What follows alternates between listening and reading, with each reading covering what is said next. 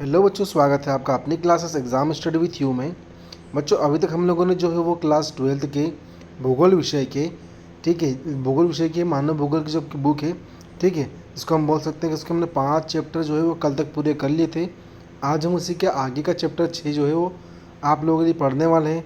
तो अगर आप लोगों के चैप्टर 5 अभी तक नहीं देखो है आप लोगों ने, तो प्लीज़ आप लोग जाकर चैप्टर जो इसके पहले के 5 चैप्टर हैं वो बिल्कुल अच्छे से पढ़िए, उनको अच्छे से समझिएगा, और जो भी आपके डाउट अगर होते हैं चैप्टर्स में तो आप मुझे बिल्कुल रिकमेंड कीजिएगा, मुझे बताइएगा। ठीक है, मैं उन डाउट्स को, सभी डाउट्स को आपको क्लियर करवाने की पूरी कोशिश करूँगा। ठीक है, साथ ही साथ अगर आप लोग नए हैं चैनल पे तो प्लीज़ चैनल को लाइक और शेयर ज़रूर कर दीजिएगा, और चैनल को सब्सक्राइब करना ना भूलिएगा। ठीक है, तो बिना किसी देरी के हम स्टार्ट करते हैं आज की हमारी क्लास। तो आज का हमारा पहला क्वेश्चन होने वाला है, क्या है देखिएगा, थोड़ा सा समझिएगा उसको, कि यह कहा जाता है कि भारत में जल संसाधनों में तेज़ी से कमी आ रही है। मतलब जल के जितने पर्याप्त संसाधन हैं उनमें कमी आ रही है। सही बात है। जल संसाधनों की कमी के लिए उत्तरदायी कारकों की विवेचना कीजिए। देखिए, जल संसाधन में कमी किस प्रकार हो रही है, इसके लिए कौन कौन से कारक उत्तरदायी है, उसके बारे में हमको बताना है। ठीक है, तो क्या बोल रहा है, भारत में तेज़ी से बढ़ती जनसंख्या के कारण जल की प्रति व्यक्ति उपलब्धता दिन प्रतिदिन कम होती जा रही है। मतलब होता क्या है, देखिए बात सुनिएगा, कि भारत की जनसंख्या दिन प्रतिदिन बढ़ रही है, जिससे कि क्या है कि जल की जो आपूर्ति है वो कम होती जा रही है। जो कहीं ना कहीं मान लीजिए कि एक समान, मान लीजिए हम लोग क्या, गेहूं के दाने 20 दाने हमने एक कटोरी में रखे और दूसरी कटोरी में हमने 20 दाने रखे हैं। ठीक है, अब मान लीजिए जो कि पहली वाली कटोरी थी उसमें हम लोग एक एक दाने की संख्या बढ़ाते जा रहे हैं, परंतु जो दूसरी कटोरी में अपने 20 दाने रखे थे उसमें आप लोग जो है दाने की क्वांटिटी बढ़ा नहीं रहे हैं। ठीक है, मात्रा बढ़ा नहीं रहे हैं। तो एक तरफ की जो कटोरी है उसमें दाने बढ़ते जाएगा। मतलब हो क्या रहा है कि दिन प्रतिदिन जो है वो जल संसाधन में कमी आ रही है, परंतु जनसंख्या में तो वृद्धि हो रही है ना। तो कहीं ना कहीं क्या है, जल संसाधनों में कमी तो आएगी ही। साथ ही उपलब्ध जल संसाधन औद्योगिकी, कृषि और घरेलू प्रदूषकों से प्रदूषित होते जा रहे हैं। सही बात है। उद्योग मतलब बड़े बड़े जो उद्योग है, कारखाने हैं, मल्टीनेशनल कंपनी है, उनके द्वारा जो अपशिष्ट पदार्थ जो होता है वो सब कहाँ डाला जाता है, वो सब नदियों में छोड़ा जाता है, तालाबों में छोड़ा जाता है। जिसके कारण क्या होता है, जो शुद्ध जल होता है, ठीक है, जो हमारे प्रयोग में लाया जा सकता है जल, वो जल सब क्या है, ख़राब हो रहा है। ठीक है, उसमें अशुद्ध शामिल हो रही है। ठीक है, अगला क्वेश्चन देखते हैं हम लोग। अगला क्वेश्चन क्या है कि पंजाब, हरियाणा और तमिलनाडु राज्य में सबसे अधिक भूमजल विकास के लिए कौन से कारक उत्तरदायी है।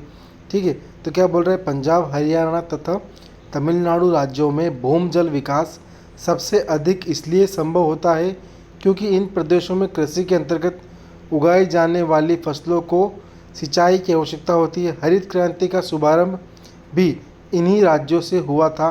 साथ ही भूमजल की मात्रा में भी इन राज्यों में सर्वाधिक है।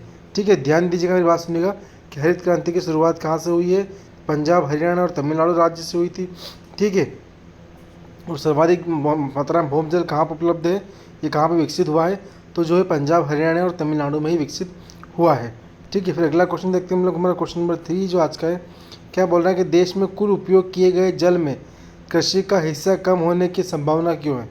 देखिए मेरी बात सुनिएगा, कि देश में कुल उपयोग किए गए जल में कृषि का हिस्सा कम होने की संभावना इसलिए है कि धीरे धीरे ही सही भारत में औद्योगिकरण का स्तर बढ़ रहा है। मतलब उद्योगों की जो है मात्रा बढ़ रही है, कंपनी, कारखाने, मल्टीनेशनल कंपनियों की संख्या बढ़ रही है धीरे धीरे। ठीक है, तो कृषि क्षेत्र कम हो रहा है, मतलब खेती वाला क्षेत्र क्या हो रहा है, कम हो रहा है।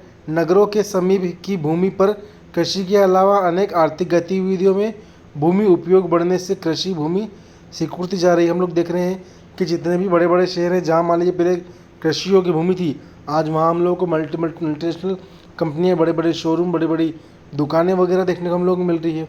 ठीक है, तो इससे क्या होता है, भविष्य में जल का उपयोग भी कृषि की अपेक्षा अन्य आर्थिक गतिविधियों में बढ़ने की संभावना है। मतलब जितने भी कृषि को छोड़कर जो भी गतिविधियाँ होती है, ठीक है, जो भी आर्थिक क्रियाकलाप होते हैं, उन सब में जल की मात्रा अधिक उपयोग में आएगी। ठीक है, अगला क्वेश्चन है क्वेश्चन नंबर 4, कि लोगों पर संदूषित जल, गंदे पानी के उपयोग के क्या संभव प्रभाव हो सकते हैं। तो क्या बोल रहा है, विश्व बैंक और विश्व स्वास्थ्य संगठन के आंकड़ों से स्पष्ट है कि भारत में 1/4 संक्रमण रोग जल जनित है। मतलब भारत की जो जनसंख्या है उसको हमने 4 भागों में बांटा है। ठीक है, 4 बराबर भागों में, हिस्सों में उसको बांटा है ना। अब देखिए होता क्या है, देखिए 4 बराबर भाग कैसे, देखिए मैंने गोला बनाया हमने उसको, उसको हम लोग 4 बराबर भागों में बांट देंगे, 1 2 3 और 4, ठीक है, 4 भाग हो गए। मतलब इसमें से जो 3 4 में से एक जो हिस्सा है वो उसकी बीमारी कौन सी है, तो उसकी बीमारी जल द्वारा उत्पन्न होती है। किसके द्वारा उत्पन्न होती है बीमारी उसमें?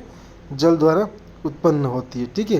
तो इसको हम लोग क्या बोलते हैं कि 1/4, मतलब चौथे भाग का एक हिस्सा जो होता है वो पानी मतलब जल द्वारा होने वाली बीमारियों से ग्रसित है। संदूषित जल से उत्पन्न होने वाली बीमारियां है अतिसार, पीलिया, हैजा, रोहा, आंतों के कृमि आदि, ठीक है। ये सब को जो है आप लोग देख लीजिएगा, अच्छे से पढ़ लीजिएगा, समझ लीजिएगा इसको। देखिए हम लोग क्लास आज की यहीं स्टॉप करेंगे, क्यों? क्योंकि हम लोग ज़्यादा बड़ी क्लास करते नहीं हैं, ठीक है। और आप लोगों के जो इंपॉर्टेंट क्वेश्चन होते हैं वही आप लोगों को मैं अच्छे से बताता हूँ, क्लियर करवाता हूँ, ठीक है। तो अगर आप लोग चैनल पर नए हैं तो प्लीज़ आप चैनल को लाइक ज़रूर कर दीजिएगा और हाँ अपने फ्रेंड्स को रिकमेंड ज़रूर कीजिएगा। Thank you so much.